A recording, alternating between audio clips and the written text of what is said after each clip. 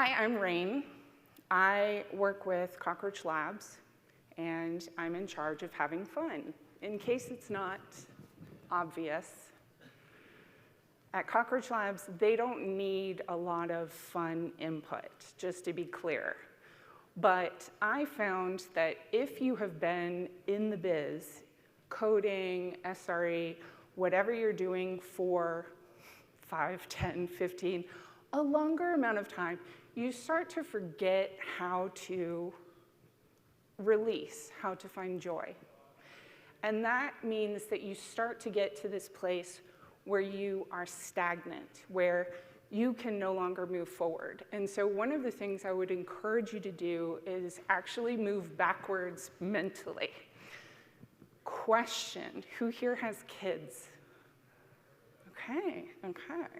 So you have a slight advantage when you have kids, but if you don't have kids, it's all good. We'll go over this. What I'm asking you to do today is kind of embrace your inner child, which if you have kids, you can kind of see and you're like, oh yeah, I was just like that. You may be thinking, my inner child is kind of not great. That's okay, because mine too needs some extra love. But let's just talk about different ways that you can conquer the world by thinking like a child. Effectively, what I'm asking you to do is play, to be resilient, get back up, to embrace that inner unicorn, and to explore your surroundings as if you were a child. This leads to being able to accomplish great things that you may feel stagnant about. So what's first? Play. In case you think this is just a fluffy little talk, I want you all to have fun. There is a center, an institute for research on play. It's full of scientists who actually research this stuff, and which blows my mind, not just for kids, but also for adults. And they effectively prove that by taking a short period of time every day to either sleep, take a nap, just do something that brings you joy, like a walk outside or a Sudoku puzzle, very simple things, that actually helps your brain reset and tackle problems more efficiently. Just in case you need some ideas, because this is different for everyone, I've posted a few on the board. Completely unbiased, I love escape rooms, and if you're going to do an escape room, you need to invite me, no matter where it is in the country. And also, I like icing, so I tend to do bakery things. Now, I can't necessarily take 15 minutes out of my day every day. None of us can, especially if we have kids. But I always make a conscious time to schedule playtime every week. Saturday night is my night. My partner knows the kids are his, and I get to do an escape room. It's my time. And that way I've put it on the schedule. Do this, because if you're not conscious about your playtime, it doesn't have to be improvised, it can be scheduled. If you're not conscious about scheduling that playtime, it's not gonna happen because it's not a priority, especially if you've never done it before, or it's been 5, 10, 15 years. So second, you could spend your entire life in your room, in your cave, coding away, day after day, but why?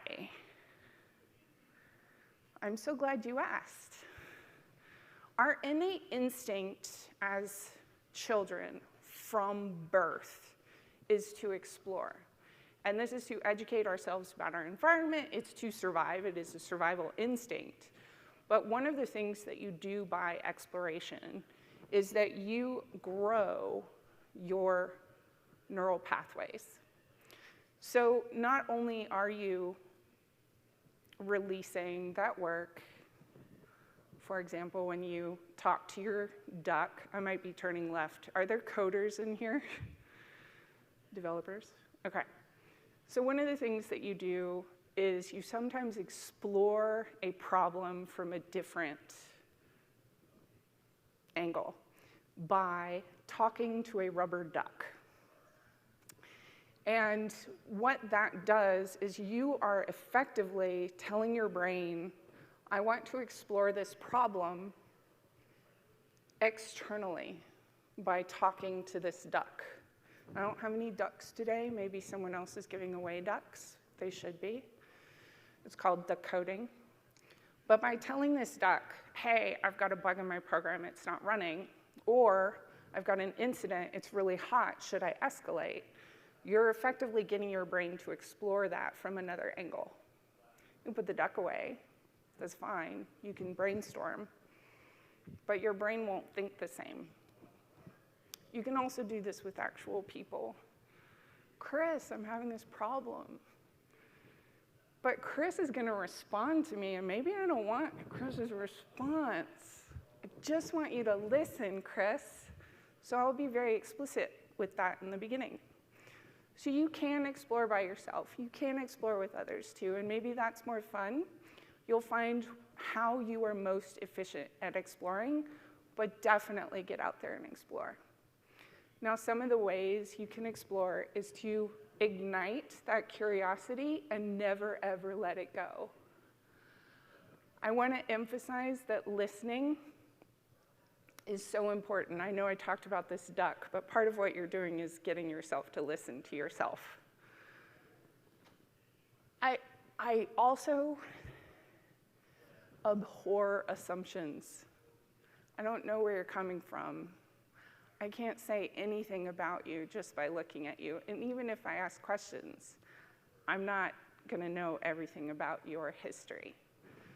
So developing that beginner's mind, avoiding assumptions, listening, these are all vital in maintaining an explorer's mindset. Okay, who here knows how to ride a bike? Yeah. So I just moved here to the US from the Netherlands. I am an American, yes, my English is very good. But I just moved here from the Netherlands. For 10 years I lived there, and I had kids there, and I swear they're born riding a bike. I am absolutely literal right now. They are born riding bikes. Everyone rides bikes. It's brilliant. But if you are in literally any other country except the Netherlands, maybe you didn't learn to ride a bike as a kid. And here's the thing. If you didn't learn to ride a bike as a kid, learning to ride a bike as an adult is exponentially more difficult, because from childhood to adult, we made mistakes, and some shitty person along the way laughed or called us stupid, or made fun of us for those mistakes, and suddenly we think mistakes are bad, which they're not. Mistakes are good. You get up, you learn from them. That's the whole point here. You are not going to compete in the Tour de France until you learn to ride the bike. And so if you've never done something before, don't assume that the first time you try it, you're going to be a secret ninja expert guru. Embrace those mistakes that come along the ways. And the thing is, your pager alarm goes off, your code won't compile, whatever happens, the monster arrives. Take a minute, because somebody messed up. Might even be you, and that's okay. And then break the problem down into small bite-sized pieces. Get on the bike, push gently, and when you fall over, get back up.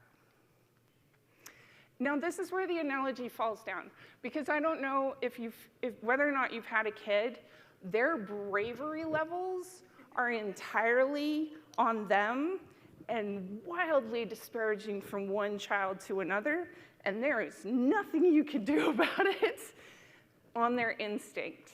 So bravery is one of those things that we have to cultivate. And that's hard, because you're not brave just out of the birth canal. You may be able to ride a bike, but you are not brave. And it takes time to overcome an instinct, like if I'm afraid of public speaking. The thing is that I have been public speaking I literally had a dance career. Maybe if you ask for a demo, you'll get one. So I've been on this stage for 30 years. Yes, I'm that old. I still get afraid when I come on the stage, but my bravery that I've developed still climbs me on the stage. And part of that is simple. One, be willing to be afraid, which is scary in and of itself, I realize. But once you are willing to embrace vulnerability, the other steps are easier. And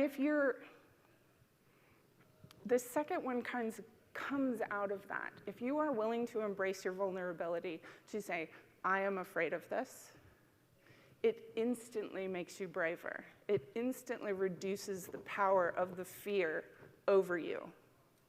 Now, if you're a kid and you're afraid to go to the bathroom because it's in a big dark hallway, maybe you need to put some bright lights in that hallway, or your parent does. Maybe you need to hold their hands to go to the bathroom 10, 20, 30, 40 times. But eventually you get there, and that comes from practice, that comes from doing it anyway. So again, back to the last slide. When you get scared and you fall down and you are not as brave, get back up and try again. So I have a secret. Come here, streamers. A little closer. You are already a unicorn. Now, this is a term that is overused quite a bit, but I still love the term. I can't stop using it. A unicorn simply means that you are unique. You are the only one. You are youer than you. Go, Dr. Seuss. And when you're a child, there is no, oh, I want to be just like Sammy over there because Sammy has awesome long pigtails. Or, oh, I want to be Johnny. There's a little bit of that, but for the most part, you're just out there playing, and it's joyous. And we forget to do this as adults because other people are like, don't raise your hand because it'll look aggressive. Or don't ask for help because you'll look stupid. No. Be the unicorn, ask the questions, raise the hand. Go play. Now, the thing is that inherent in conquering the world, please use your powers for good. Inherent in conquering the world is if you just follow the steps, if you just play daily, weekly, plan the vacation, your brain will instantly start being like, whoa, I have this to look forward to. If you're brave, if you get back up, if you embrace your unicorn, you're going to conquer the world. And conquering the world may look differently for you than for me than for you. Conquering the world for me is that my daughter uses the toilet despite the scary hallway. Conquering the world for you might mean you get a promotion or you're no longer on call. Conquering the world for you might be, I win the lotto, which, by the way, is relying a lot more on luck and statistics, but that's another talk. And as I said, please use your powers for good. Are there any questions?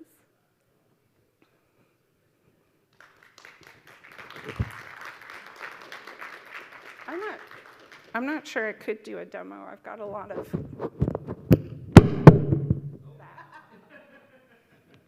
That was kind of awesome, though, to be honest. the enthusiasm we need around here. Does anyone have a question for Rain? Yeah. Does not look like it. You got one? You're loud. Just holler. Just holler, and I'll repeat it for the stream. Okay, so the question for the stream is, how can you incorporate play into your job and make it more joyful? And that's my job, actually. Not because I explicitly have gamify all developer relation, but because I am a gamer and I try to think of things that will make it more joyous for both the new person coming to the code for the first time and the person who has been like hardcore maintaining for a while.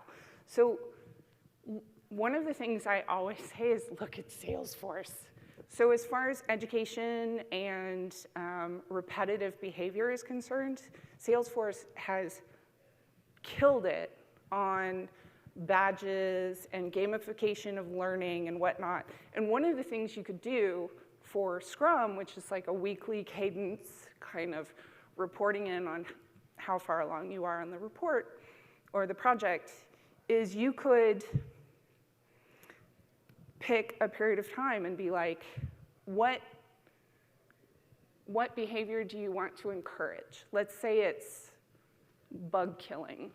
Let's say this month, it's right before release, we have frozen the code and we are releasing, and so our target this month is close as many bugs as possible. So you pick a month, and you say, whoever gets the top 3 get number of bugs, gets a gift card to DoorDash, or whatever that is. And also, if you're going along with branding, for Cockroach, DoorDash would be right on our brand. DoorDash is a customer. For you, you need to think about what, and you know your team, what does your team want? Maybe they want a mini golf thing. Maybe you have another customer who offers something delightful. Try to keep it within the brand of the company as well. So, also, I tend to just look for opportunities to play.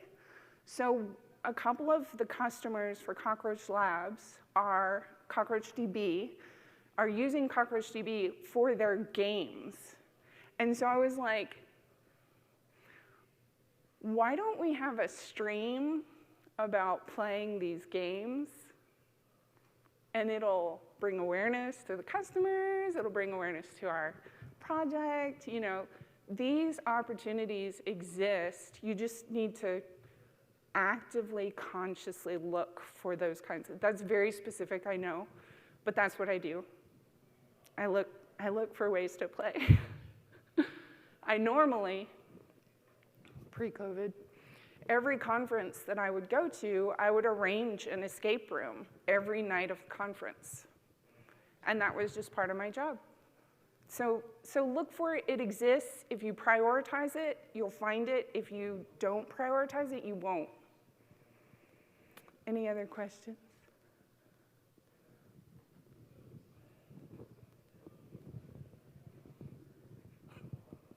Is hands up, or are you stretching?